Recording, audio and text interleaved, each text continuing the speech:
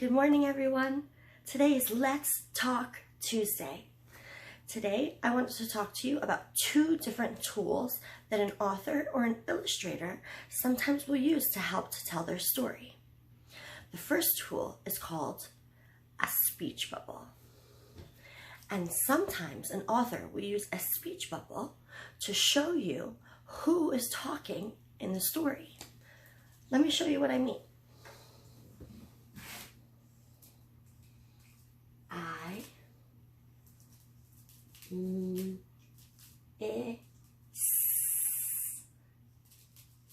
Miss my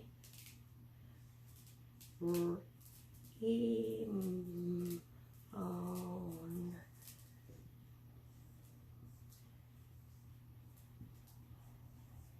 friends.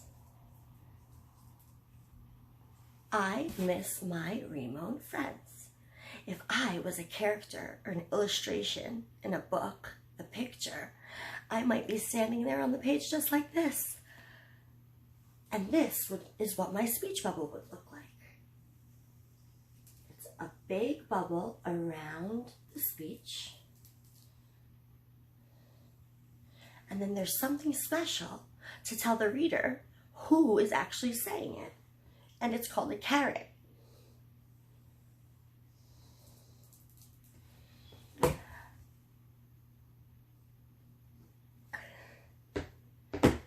I miss my Rimon friends. It's very true. I miss my Rimon friends so much. If the character who was saying this was on the other side of the board, the caret would face the other direction.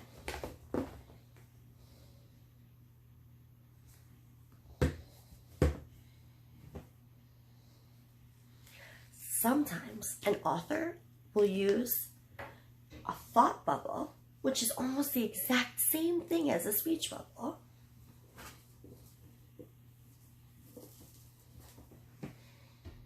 The only difference is that instead of a caret, an author may use thinking bubbles.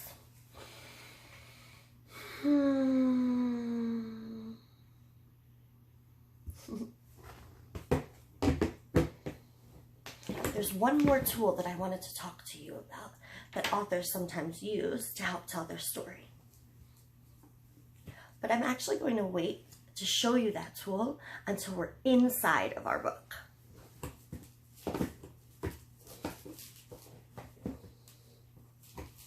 All right. Here we go. Our book today is The Duckling Gets a Cookie. Oh, wait. There's a question mark and an exclamation mark. Let me try that again. The duckling gets a cookie? And look, here's our first speech bubble. Who is saying the title of the book? The penguin. The pigeon, sorry. The pigeon.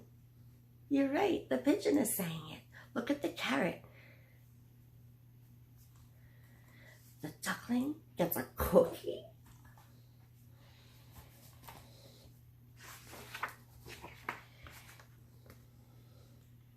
I do not like the look of this title. Look at his facial expression. His wings are on his birdie hips, and he's saying it with a little bit of an attitude. I do not think I like the title of this book.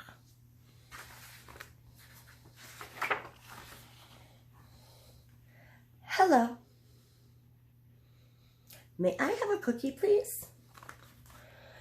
Here, Mo Willems is not using a speech bubble, but he is using speech lines.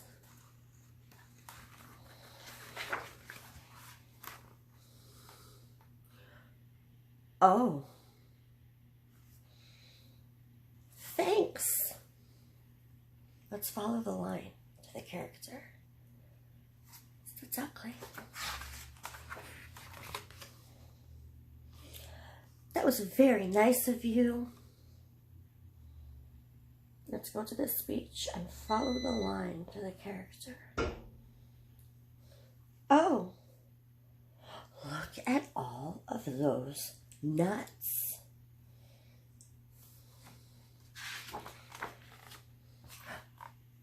Look, our first speech bubble.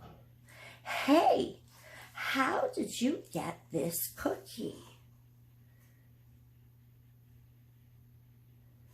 Look at his facial expression. His eye is wide, his mouth is open, his wings are in the air, and look at the movement lines.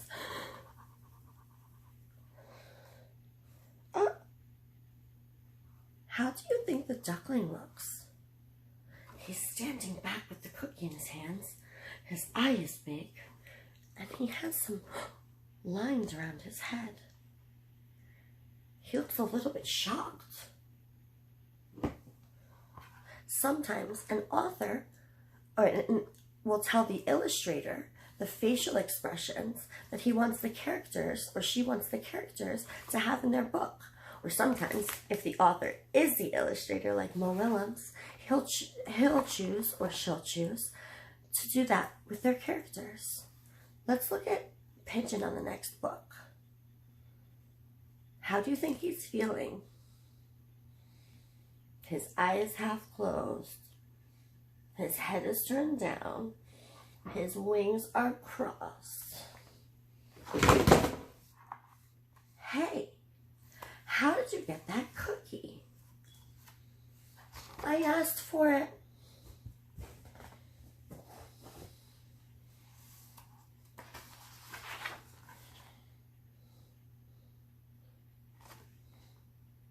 You asked for it.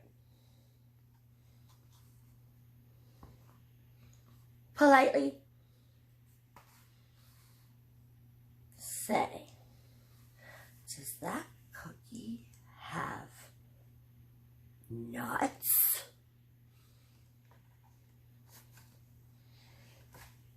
Yes.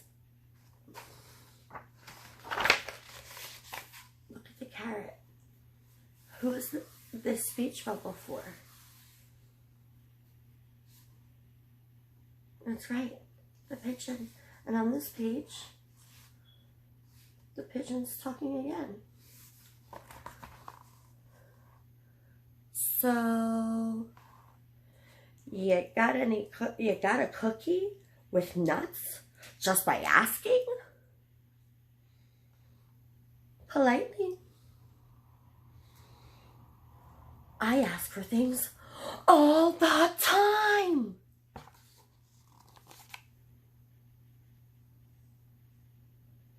I read it like that because it's in big capital letters, and they even use red to outline the letters. Pigeon's facial expression is very angry. He's moving his head around. He's moving his feet. This is where speech bubbles become really helpful. In books like that have comics or split pages, it tells you and organizes the speech for each person, or even if it's the same character again and again. Let's see how Pigeon's doing. I asked to drive the bus. I asked for hot dog parties. Do I ask for candy? I do. It doesn't have to be a big bus, you know. I'll ask for a French fry robot every now and again, and I've asked for a walrus. Right now, I'm asking why. Why? Why? Why?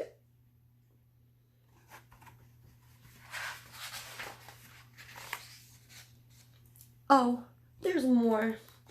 Sometimes I ask for a hug, or I'll ask for a story. I can't count the times I've asked for my own personal iceberg. I asked to stay up late. Oh yeah, I'm the askingest pigeon in town. But do I get what I ask for?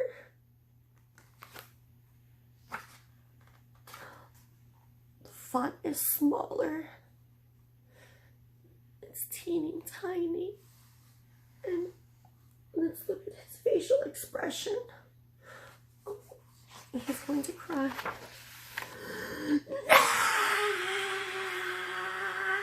No! Oh, wow. His fists are clenched and his eye is crunched. And the words are so big and bold.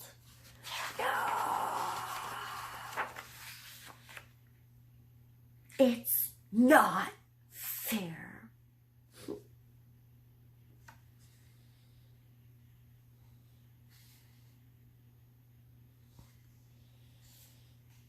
Flip flap.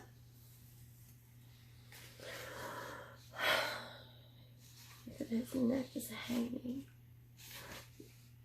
Ducklings get everything.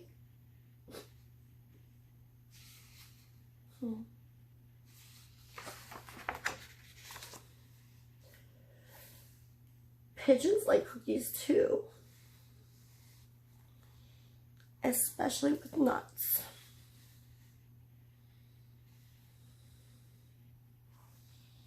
Why did you get that cookie? Why do you think I read you that way?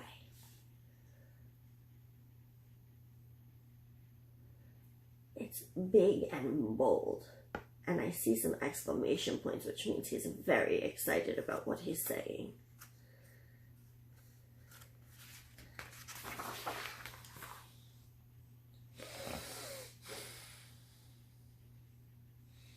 Look at his wings. So I could give it to you. And another thing.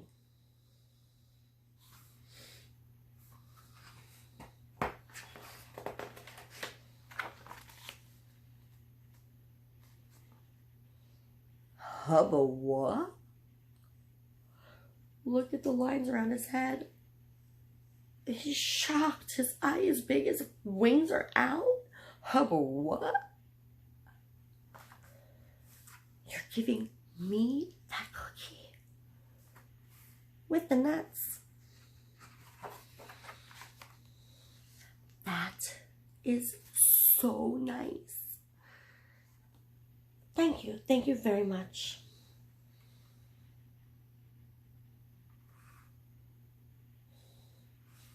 The duckling looks very proud of himself. His head is up, his eyes closed. He looks happy.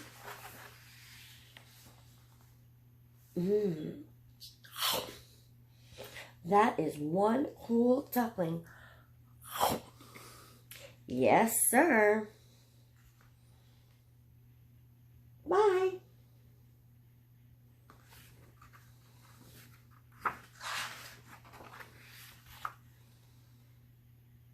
May I have another cookie, please? But this time, no nuts.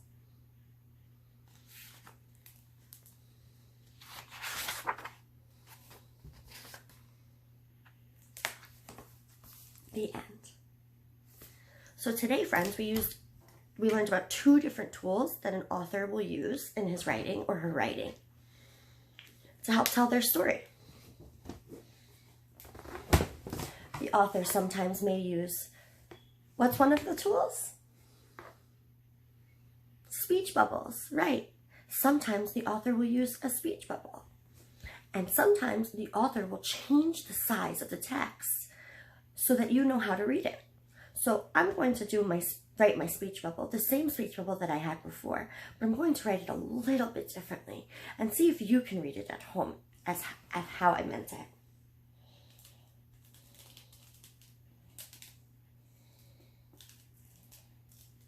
I'm choosing to write in all capitals. Usually we only use lowercase.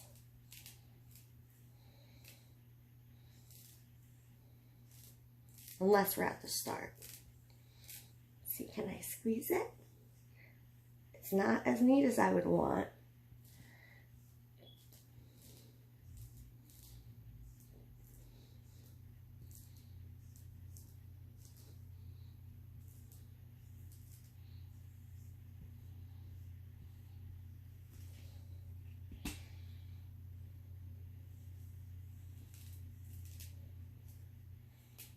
just like Mo Willems.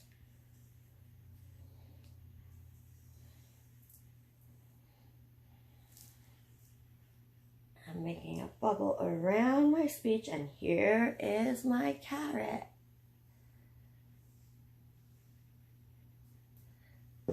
Can you help me read my sentence? I miss my Rimon friends. I really do. I hope you had fun reading Mo Willems with me today, and maybe you can try to make some characters, some illustrations, drawings of pictures of you and your family, and you can use speech bubbles in your pictures. Can you maybe make a comic book, a comic page out of a comic book? Can you draw some illustrations with characters of different facial expressions so you can kind of show us what they're feeling inside? I challenge you to try to do one of these things and show us what you did. See you soon.